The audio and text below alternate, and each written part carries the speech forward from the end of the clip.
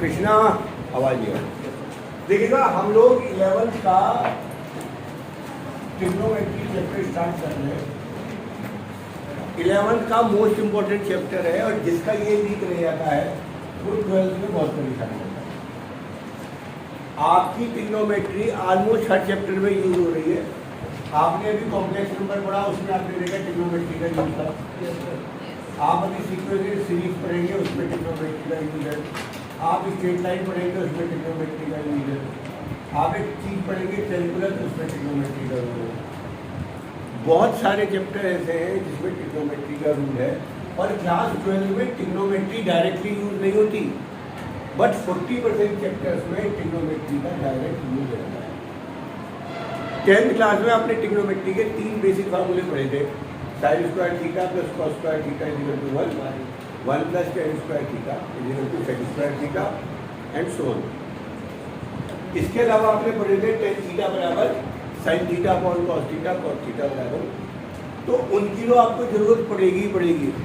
But 11th class में एक बहुत लंबी सीरीज फार्मूलों की बनेगी। एक छोटी कापी 10 रुपये वाली पहले दिन बना लो, कल सबके पास होनी चाहिए। मैं जितने फार्मूले दूंगा वो आपको सारे आपको फेयर कापी में भी लिखने और फार्मूले कापी में भी लिखने हैं और वो आपको 5 साल काम आनी है कम से कम कापी। लगभग कितने फार्मूले होंगे 11th में?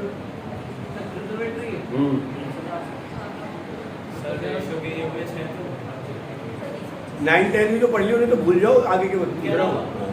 लगभग 60 से 70 फार्मूले हैं, 60 to 70 है ना। और उसमें कंसेप्ट बहुत सारे आएंगे, तो आप लोगों को वो समझने, याद करने, लिखने, ये अपने आप में इम्पोर्टेंट बात है। तो मैनेजमेंट है, मैं हमेशा मानता हूँ teaching and learning both is the combination of hard work and management. तो मैं मैनेजमेंट में बहुत बिलीव करता हूँ। तो आपको एक कापी 10 रुपये की सबके पास होनी चाहिए, जिसको नहीं होगी उसे मैं दूंगा, पर उसके 20 रुपये ले लूँगा। ये ध्यान रखिएगा। पहली चीज़ है आप लोगों के पास कापी होनी चाहिए। राघव बात नहीं, ट्रिग्नोमेट्री को मैं आज स्टार्ट करा रहा हूँ। सबसे पहले टॉपिक है angle.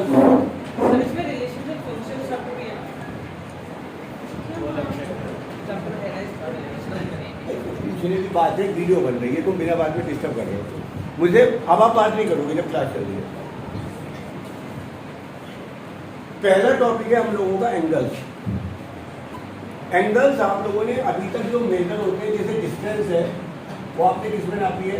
Kilometre, metre, centimetre, millimetre. इसी तरह से एंगल्स को डिफरेंट यूनिट्स में नापा जाता है, पर अप टू 10th क्लास आपने इसे नापा है केवल डिग्री में। आपने इसे नापा है डिग्री में। दूसरी यूनिट जो आप पढ़ने वाले वो है रेडियन में। तीसरी यूनिट एक और होती है जो हमारे इंडिया में नहीं चलती है, वो है ग्रेड्स।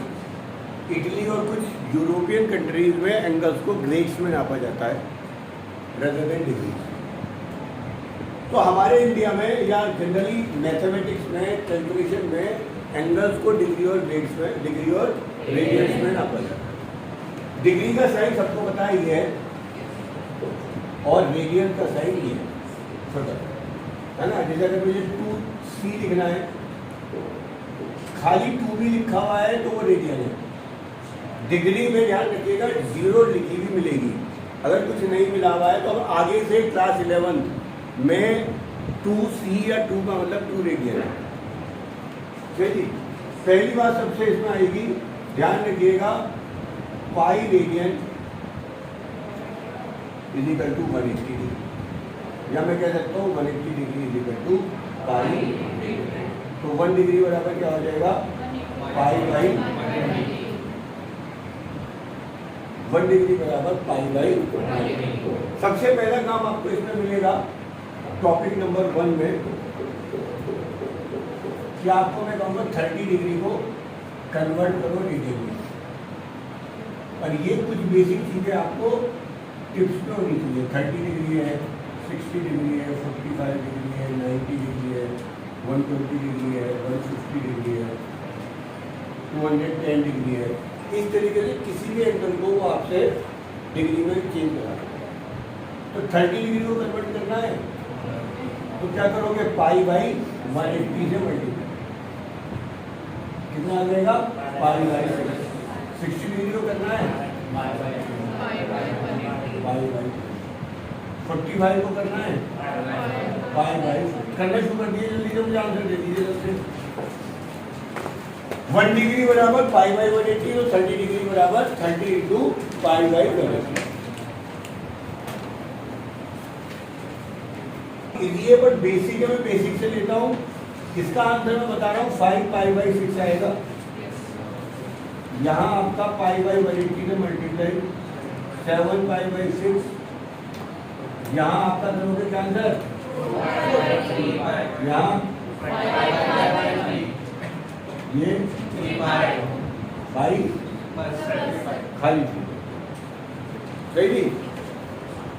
पहले मैंने आपको बताया कि आपके पास डिग्री को रेडियन में बदलना आना चाहिए, तो इसका रिवर्स भी आना चाहिए, रेडियन को डिग्री में बदलना। पाई किसके बराबर, पाई की जगह 180 रख दो, क्या आंसर आ जाएगा, 3 पाई बाई 4 के लिए पाई की जगह क्या रख दो, काट दो, आंसर आ जाएगा 1।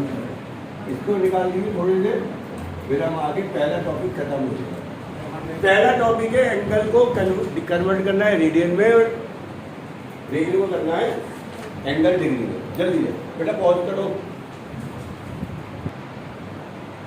हम नया टॉपिक शुरू कर रहे हैं, क्वाड्रेंट निकालना किसी भी एंगल का। मैं आपसे पूछता हूँ बेटा 60 डिग्री कौन से क्वाड्रेंट में, सारा खेल क्वाड्रेंट का है, ट्रिग्नोमेट्री में ध्यान रखना। ये प्लस माइनस जो प्लस आते हैं ना, ये वो सब क्वाड्रेंट में भेजें। 120 डिग्री, 170 डिग्री, 205, 300, भैया 270 से ज़्यादा 360 तक कहाँ, कार्तिक है। अगर मैं कहूँ 420 डिग्री निकालना है,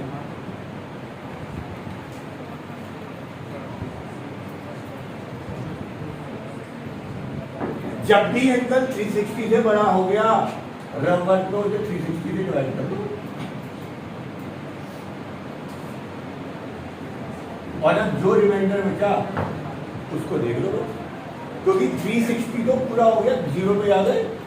420 के लिए केवल 60 डिग्री करना है। कौन से क्वाड्रेंट में है, मैंने आपसे कहा 1 1 1 0, 360 से क्या करूंगा,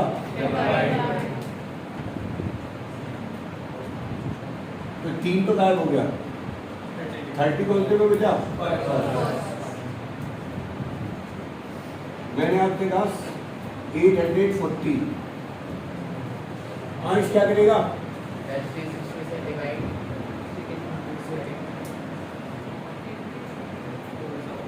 ये 36 बन जाए, 2 जा 3 जा 5 4 जा 5 जा, याद करना पड़ेगा, याद हो जाएगा। 120 बच गया, सही नहीं। अब हमारे पास एंगल 2 होते हैं आगे से ट्रिग्नोमेट्री में, पॉजिटिव नेगेटिव।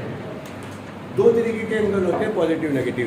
सूर्याश कुछ पता है इसके बारे में, पॉजिटिव नेगेटिव के बारे में? पॉजिटिव कब होते हैं, मैं आपसे कहूँ मुझे 150 डिग्री का एंगल बनाओ, तो आप यहाँ पे लाइन खींचोगे, यहाँ एक कंपास लगाओगे, ये आपका आ गया क्या, बहुत टाइम से बना रहे हो, डी से बनाओ, इस तरह। मैं कहता हूँ मुझे -30 डिग्री का एंगल बनाओ, तो याद रखिएगा ट्रिग्नोमेट्री में माइनस बहुत यूज होता है, तो पता होना चाहिए माइनस के लिए क्वाड्रेंट। जब भी आप एंगल पॉजिटिव होगा आप उसे ऐसे चलाओगे, पॉजिटिव एंगल का मतलब एंटी क्लॉकवाइज। ये कौन सी क्लॉकवाइज है, क्लॉकवाइज घूमती है, तो ये आपका angle anti clockwise, anti clock to positive axis, यानी यहाँ से एंटी क्लॉकवाइज। अगर आपके पास नेगेटिव एंगल है तो आपको क्लॉकवाइज करना है, फ्रॉम पॉजिटिव अगर मैं कहूँ -30 तो नीचे को चलना शुरू कर दो, नीचे 30 डिग्री का एंगल बना दो। तो ये जो एंगल बना ये क्या बना, -30। तो अगर मैं आपसे कहूँ -30 डिग्री बताओ तो कौन से में होगा, फर्स्ट में होगा। -30 डिग्री नीचे से चलो, -60, -120, तो आपको 120 यहाँ पे आओगे, उतारो यहाँ तक सारा काम।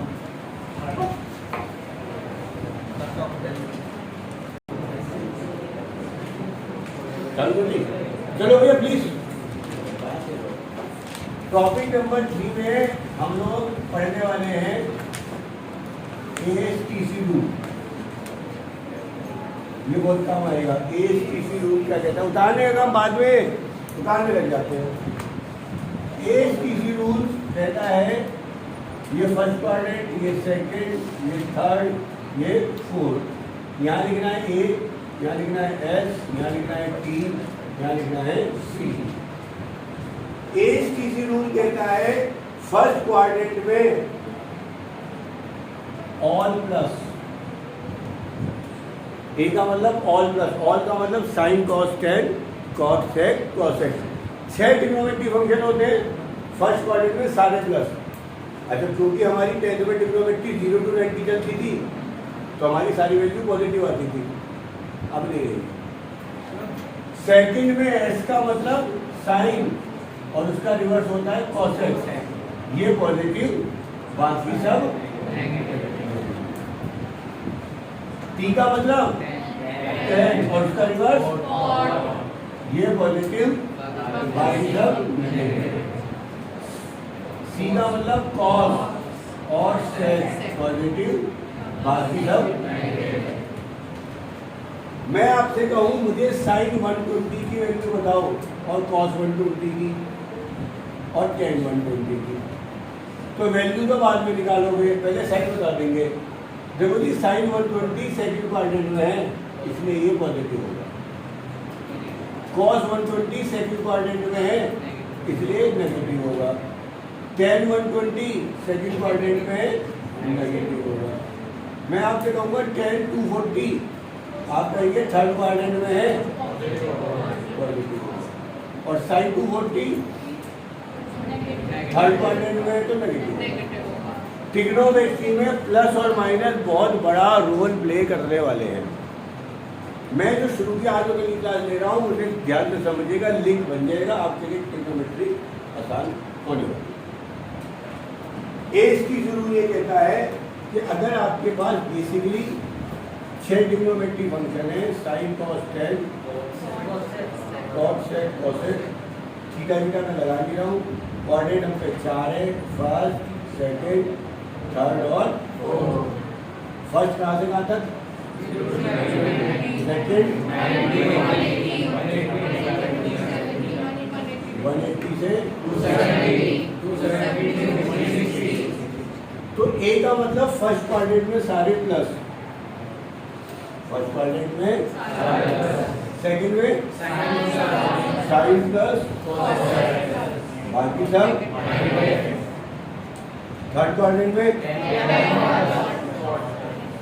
बाकी सब, फोर्थ में कॉस प्लस, सेकंड भाई बाकी सब।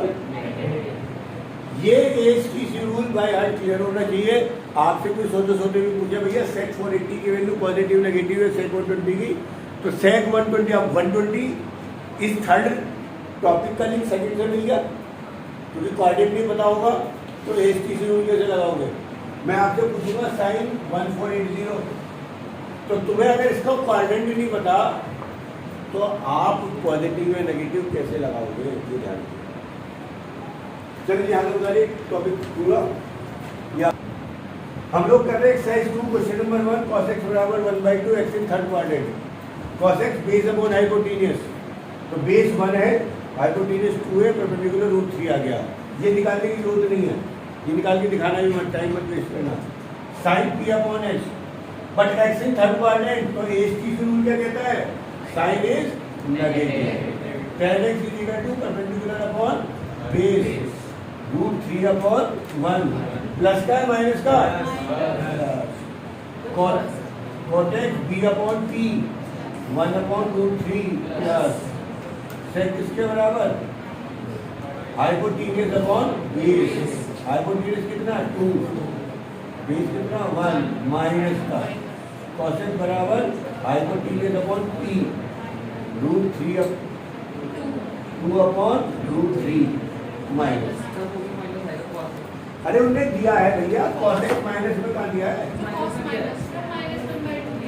अरे मैंने लिख तो दिया cosec -1/2 पर माइनस क्यों आया? थर्ड की वजह से लिखोगे तो 1/2 ही। cosec में नेगेटिव नहीं होता कुछ भी, नेगेटिव आता है डायरेक्शन की वजह से। तो 1 -1/2 का माइनस क्यों आया? क्योंकि वो किसमें था? थर्ड का। इधर उतारो एक सवाल अपने आप कर दो मैडम वीडियो कॉल।